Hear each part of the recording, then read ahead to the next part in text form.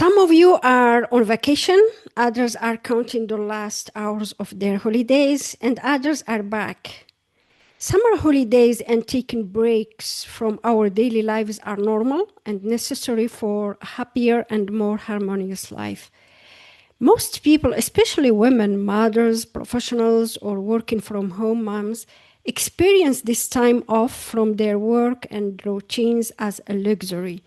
And the end of vacation feels like being drawn back into a race where energy, wellness, and sometimes even joy can feel like just vacation practices.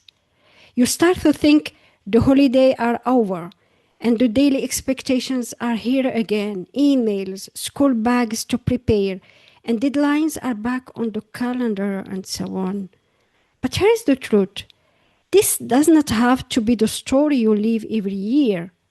What if this season, this back to daily life shift, could actually become a moment of empowerment, a reset button, a mindset shift, a chance to step into structure without stress, without overwhelm, and without losing the lightness that summer gifted you?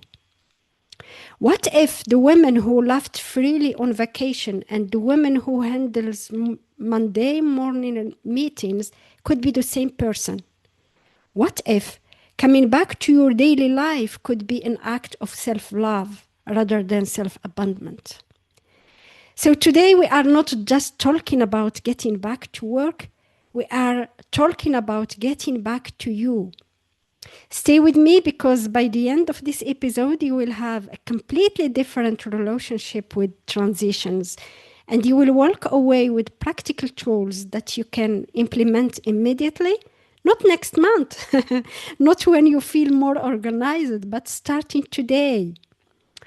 I'm Mina Kandar, and this is Wellness All Seasons with Mina podcast. It's a holistic approach to women's well-being. We explore how to embrace wellness in all aspects of our lives, regardless of the season we are in.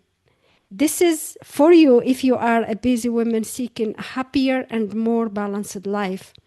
Today, we are diving into one of the most challenging transitions many of us face, moving from summer holidays or any other holidays to the structured rhythm of our daily responsibilities.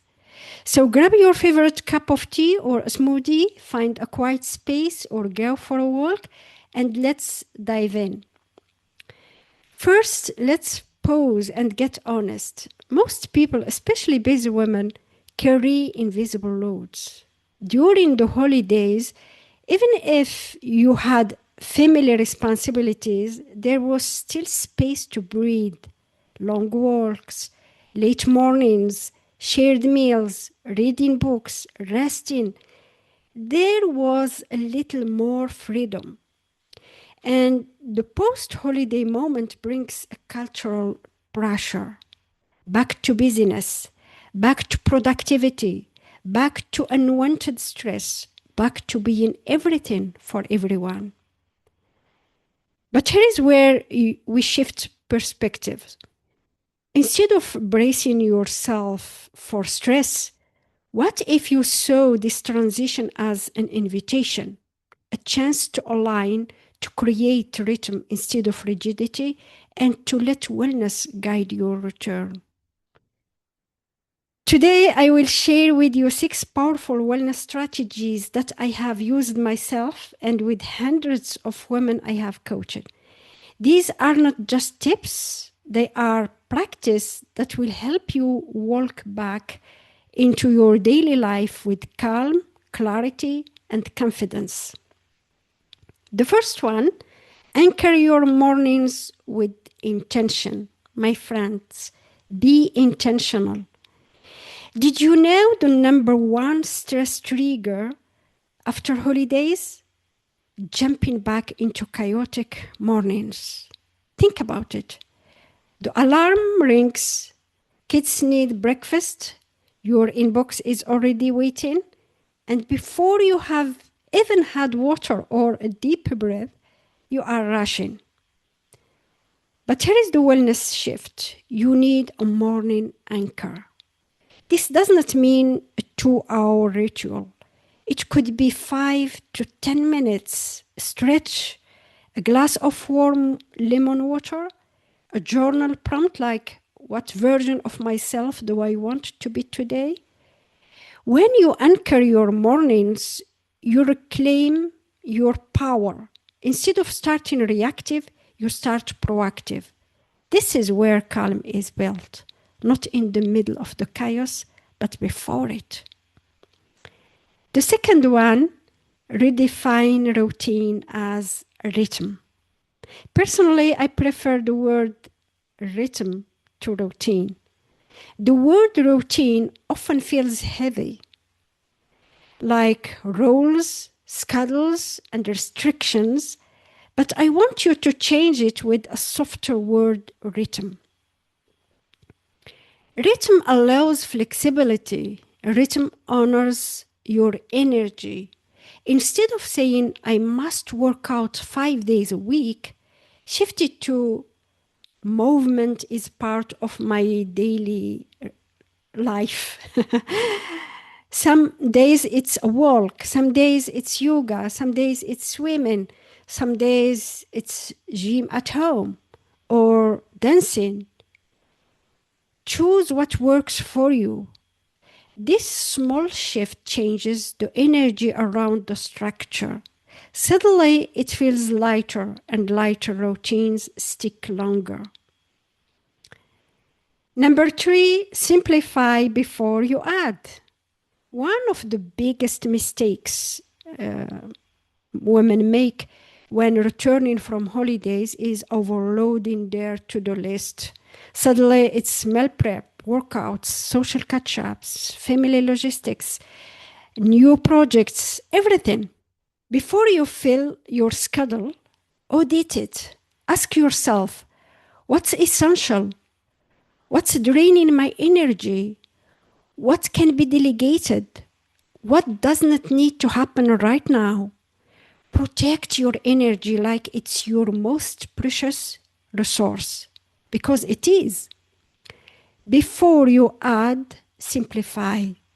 This is one of the greatest forms of self-care. My friends, wellness thrives in simplicity. Number 4, create transition rituals. The hardest part of shifting back into routine is not the tasks, it's the energy shift. Your body, your mind, your spirit, they all resist sudden change. So build rituals that facilitate the transition. Clean your workspace and put some plants or bring flowers. Take a short walk before diving into work. Brew a calming tea before your afternoon focus block. This reduces overwhelm because you are not constantly in fight or flight. You are gently guided through the day. These little rituals signals to your nervous system the shifting moments. It's welcoming and safe. Number 5, protect your energy with boundaries. The post-summer season often comes with an avalanche of requests. Can you take on this project?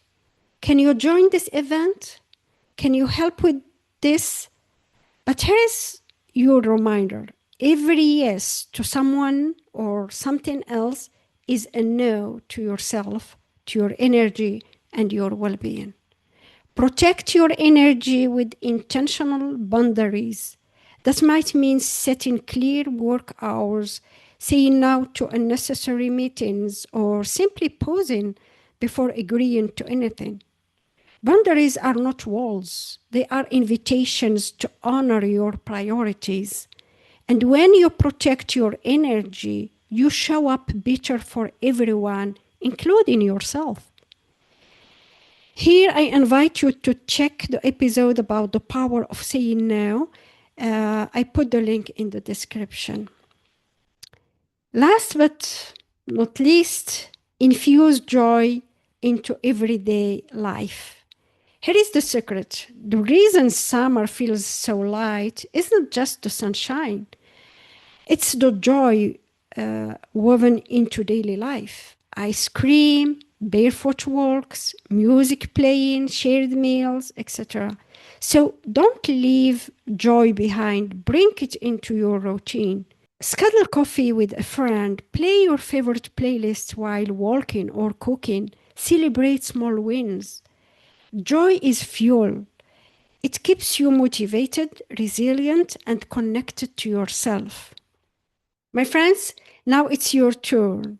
Take just one of these tips. Start with the one that speaks loudest to your heart and practice it this week.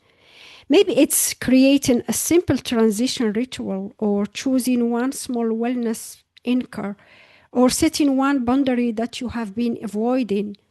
Give yourself permission to experiment, to modify these ideas to fit your actual life, and to be gentle with yourself as you figure out what works.